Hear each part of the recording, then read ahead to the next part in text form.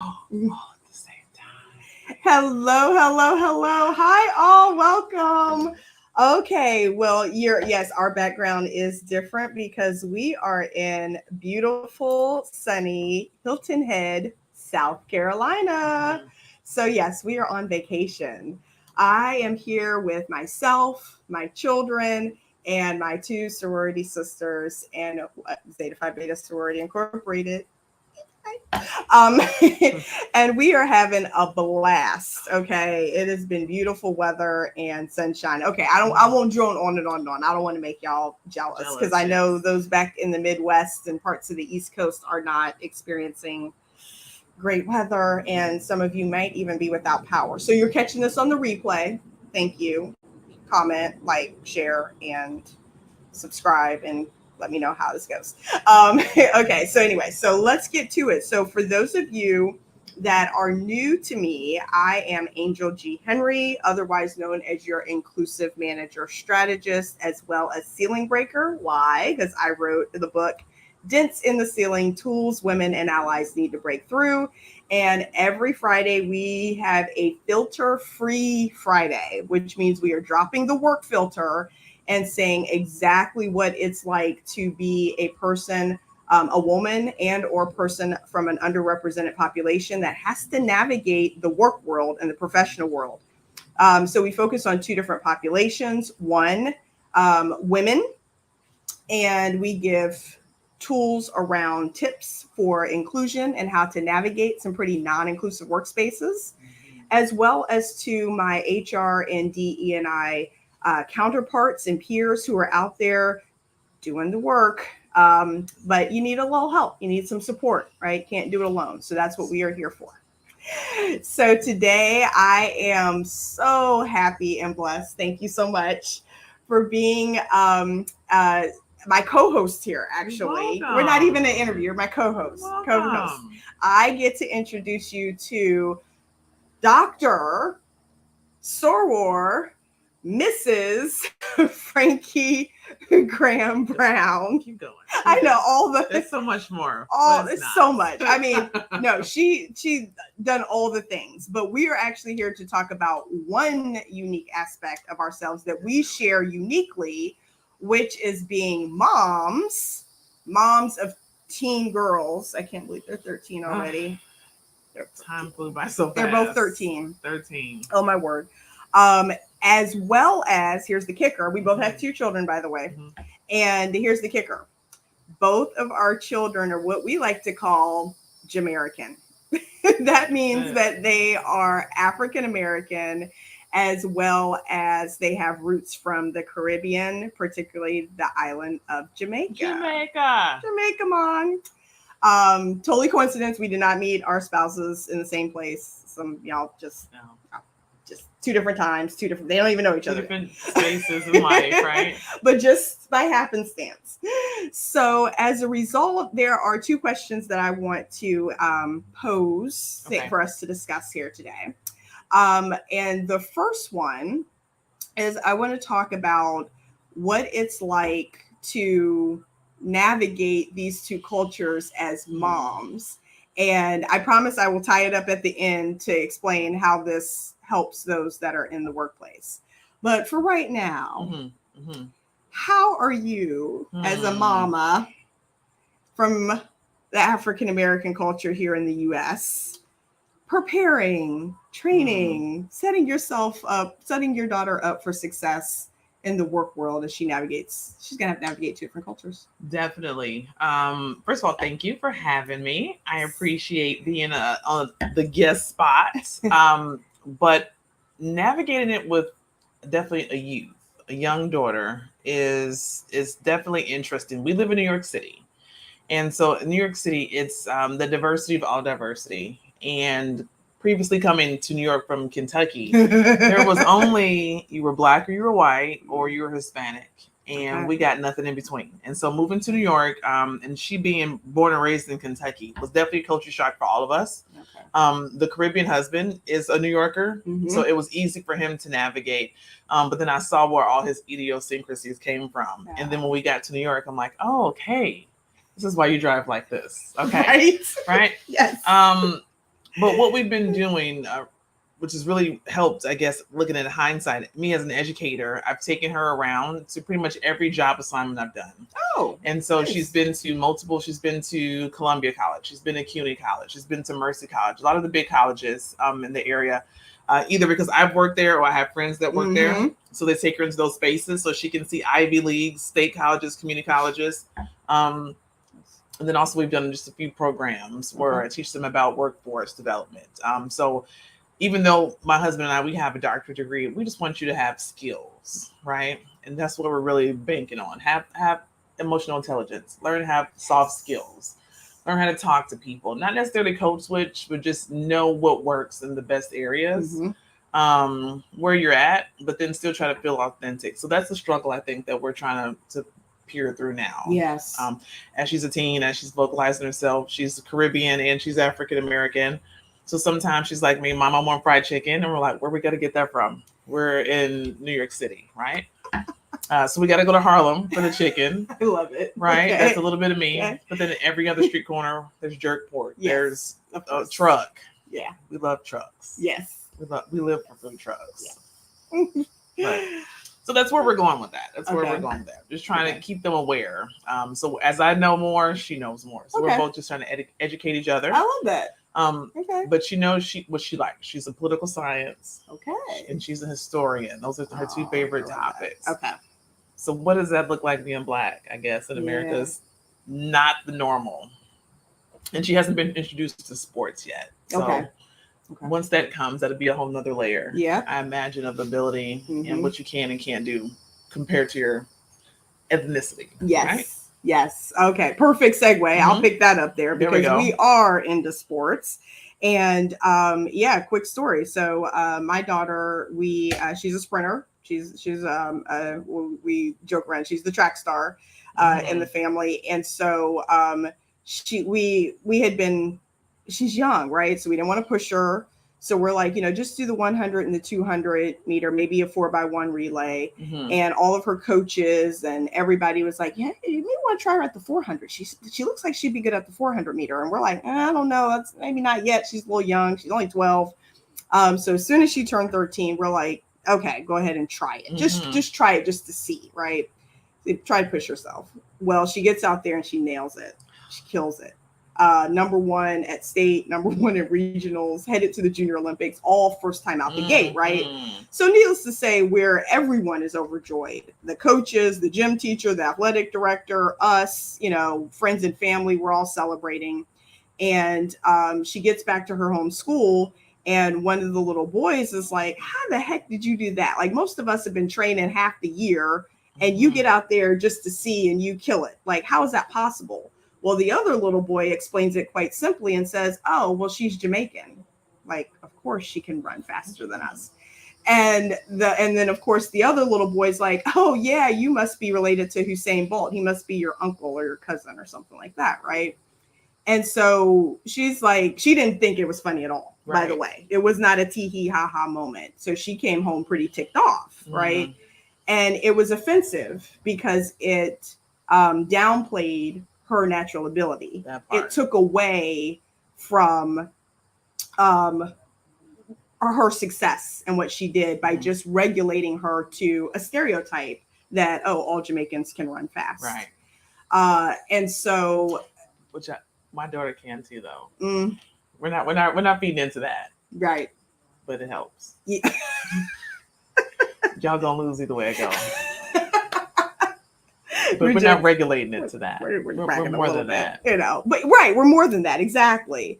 And so that gave me the opportunity to then take a step back as her mother and I had to take a step back and think like, oh man, she's going to be coming up against two different stereotypes. And as she goes forward in life into high school and college and the work world, there are two warring stereotypes that she's going to have to face with that I never did as her mom. And I'm thinking to myself, like, oh my goodness, there's this one stereotype of African-Americans are lazy. They don't want to work. They want to live off the system.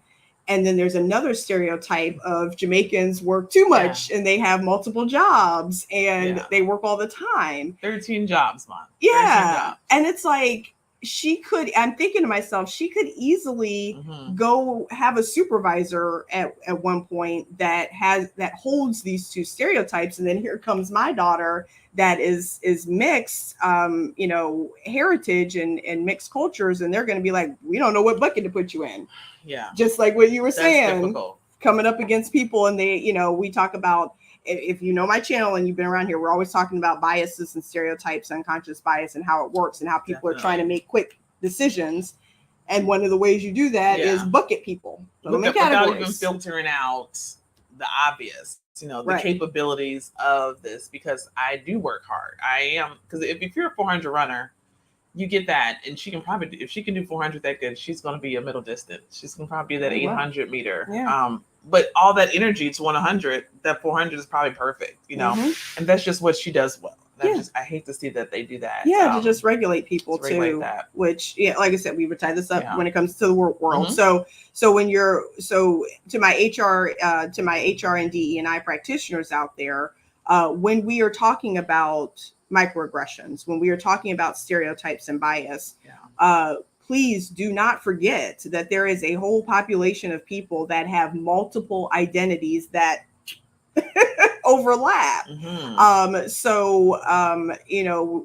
then we were also talking too about colorism. Yes. And I was just gonna mention that, and to add to it, also hair, right? As you can see, by no fault of our own, we both have locks, right?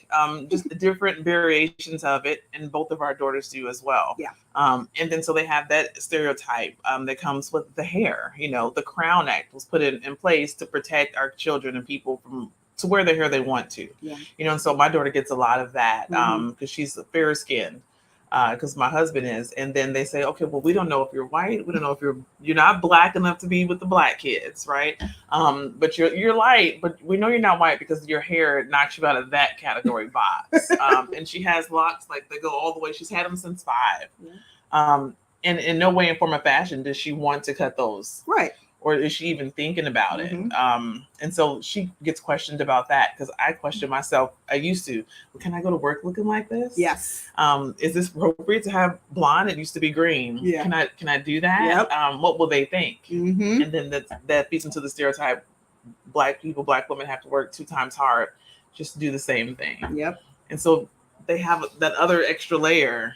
Okay, we look like this, but here's our color. And then here's our hair. Yeah. So we're already they are already walking through the door with everybody else's junk on them. Yeah. And the thing that I try to explain to my Caucasian counterparts that are like, but we don't think that. I mean, if you walk in the door, we're not going to immediately we'll think your hair's pretty or it's long or, oh, that's a nice style. We're not thinking about those things. I said, yeah, but let's just hypothetically say you aren't. Let's say that you are a blank slate and you aren't trying to categorize a bucket that's coming in the door. But here's the kicker. Society has socialized us to think that you are. So whether you are or not is actually irrelevant. Right. You probably have no idea. You're not even worried about it. You're worried about what's going on in our freezer. And we're thinking. Yeah, you're thinking about lunch. You're staring at and us. we're sitting here thinking about what do you think about my hair? Right. Oh. Right? Yeah, definitely. Yeah. So we have to navigate this really tough fine line about not putting our stuff onto the next generation, but at the same time be observant, watchful, mindful of what their experiences are that are unique from ours. And when it hit me hard, which is really why I wanted to do this segment in honor of our daughters, is when my daughter came home and said, you know what, Mom? Her brother's DJ. DJ and I are the only 2 like us in our whole family. And I was like, what are you talking about? She's like, well, think about it. All of your family is originally from the South. Yeah. We migrated up to Ohio and parts of Western PA, but for the most part, we have our roots from Georgia, Alabama, Kentucky. And all of Dad's family, we know, came directly from the island of Jamaica, and then they settled in parts of New York. So they're East Coast. They settled in New York, but they're all from Jamaica. She was like, my brother and I are the only 2 in the entire family that are like us.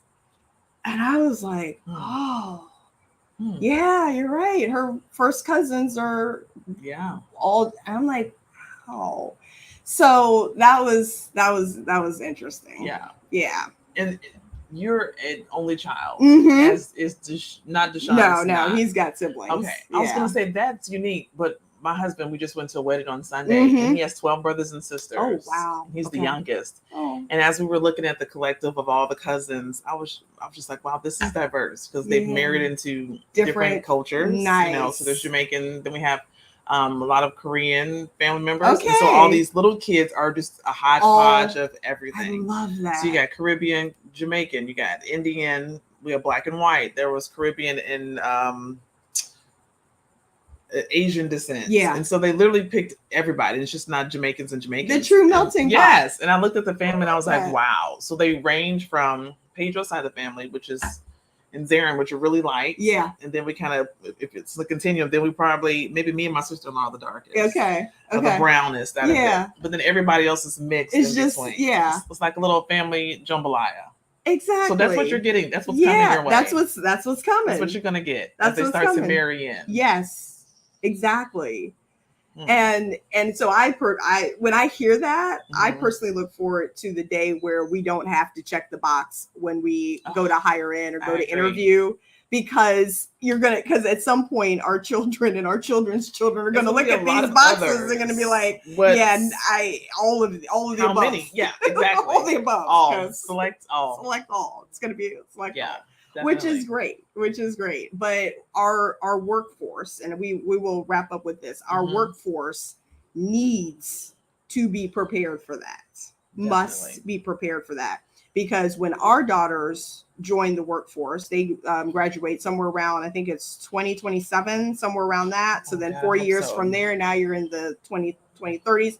So we've literally got about 8 years, right? Less than 10 years to prepare them for their first entry-level jobs, whether that's in academia, whether that's in corporate America, whether they are, entrepreneurs, owning your first company and trying to get that first sponsor, right, to invest. All of those firsts are about to happen in less than 10 years, okay? So just like y'all might be sitting there as HR&D and I professionals a little nervous about, oh my gosh, okay, I'm just barely getting through Gen X and the millennial generation, and now Gen Z is coming, and I got a whole nother generation with different expectations. Yes. So we are trying to prepare the next generation just as well as you need to receive them, and we are preparing them to own their own voice, to speak up, to go after what they need and what they want. Blaze through stereotypes. Yes. Right? Not even meet them where they are. Just take them out. Them. Exactly. Which means that if we want to secure and harness this top talent in order for our organizations, our new companies, new startups, for us to keep progressing, we need to be prepared to receive them. All right. So the work starts now. The work starts right now. It has to start early. It has to start early, because the same audience that's coming in is the same audience that's going to be preparing for them to come in. So you're going to have to learn the techniques that are indents in the ceiling, understand the groups of people that are coming in.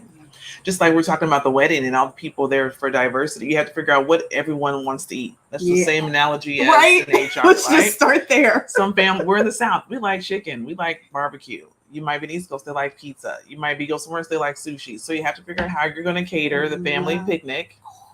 Such a good analogy. Same way that. HR, how are you going to cater with the Gen Z, the old ones? Some like technology, some like visuals.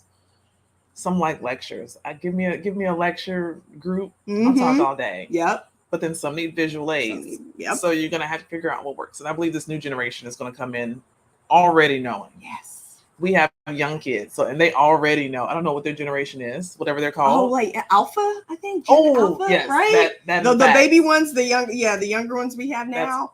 That's exactly correct. They're coming in knowing exactly what they want. They already have IT certification. Okay, DJ's already got like a 6 Sigma cert. Okay, and She's right. Zoa's already got her. Zara's already got her social human resources management. Yeah. Oh, She's got yeah. her shroom certification. Yeah, pretty much. Yeah. They're ready to go. Yeah. Yeah.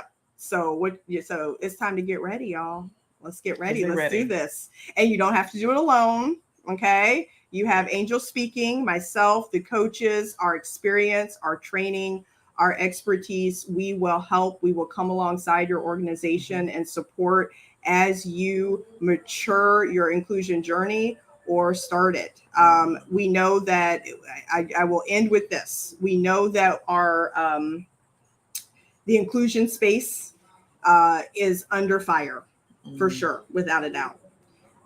In terms of going back on gender rights, in terms of reversing rights that support African Americans, women, and minorities in the workplace, and especially in colleges. We know that that's happening. All the more reason why we need to partner together and band together and keep this work going, because at the end of the day, like we just explained here, this generation is coming. And if the policies and procedures don't support them, you best better believe they're gonna. they're gonna, right? So it's all about preparation. So with that, thank you all so much for joining us. I cannot wait to hear the feedback from this session. And we are actually headed to shopping. A little bit of shopping, a little bit of something. I'm going to the pool to round out the rest of my tan. And we will catch y'all on the flip side, outside. Take care. Be well. Bye.